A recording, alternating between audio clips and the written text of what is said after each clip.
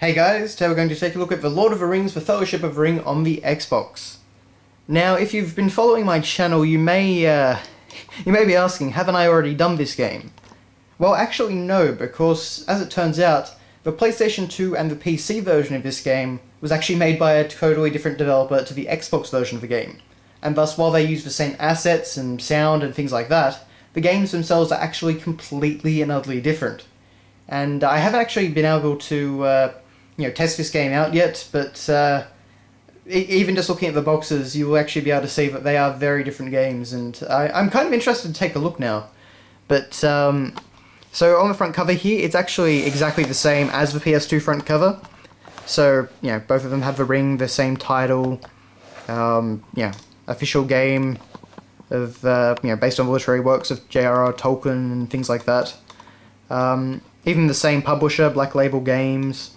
So there's really nothing different here. And then on the side, you can see that, although this is mainly because of their PAL, I believe, the Xbox One actually has the full, the full logo, and it looks very nice, whereas the PS2 one just has basic text. So the Xbox One is definitely more interesting to look at on the spine. But if we actually look at the back of the cover, you can see that they're very similar, but they're also a little bit different. So, first off, we have the Black Rider over here on both versions, and that's pretty simple. We also both have the Vivendi Universal Interactive Publishing technical support line thing, sticker, I guess you'd say. And even the text and all that is pretty much the same. The only difference is that it's formatted slightly differently on each one, because the Xbox version has this giant Made in the EU sticker up here. So I don't know why that is, but there you go. Now, where the difference actually starts to come in is in the photos. So we can see that they actually both have the exact same photo of a Black Rider, I think in the Barrow Downs actually, which doesn't happen in the game. So it's a bit of a forward shot there. But if we look at the first PS2 screenshot, which is that one, we see Aragorn fighting an orc in some kind of marshes. I think that might be the area from the end of the game. If we look at the Xbox version, however, we can see a very different scene, and if memory serves, those types of enemies are actually not in the PS2 game. But Strider is obviously fighting them somewhere. I'm not exactly sure where that is.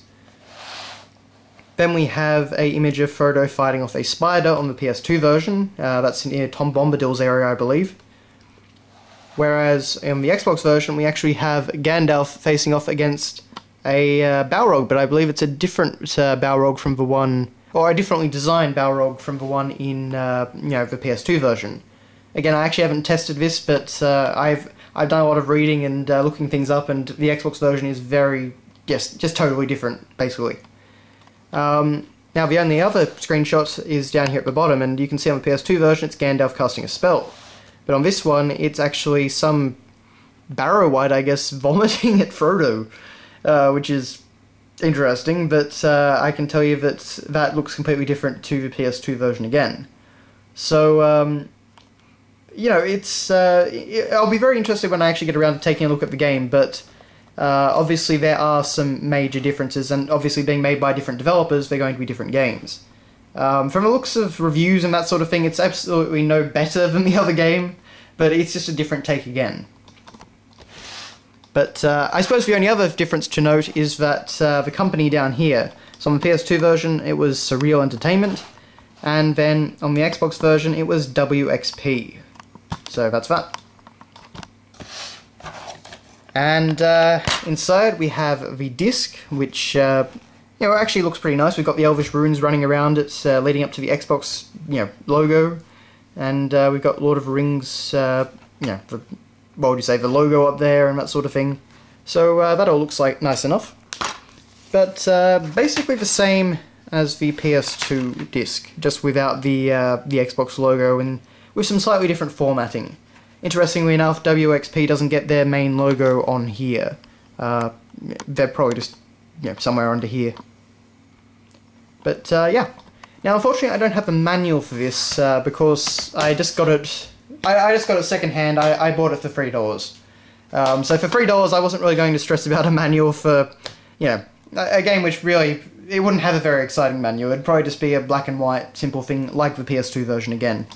But if you're interested in taking a look at the differences between this and the PS2 version, or if you liked the PS2 version, I guess, here's another take on the same game by a different developer. So yeah, it's definitely a curiosity piece, if nothing else. So thanks a lot for watching, guys, and I will see you later.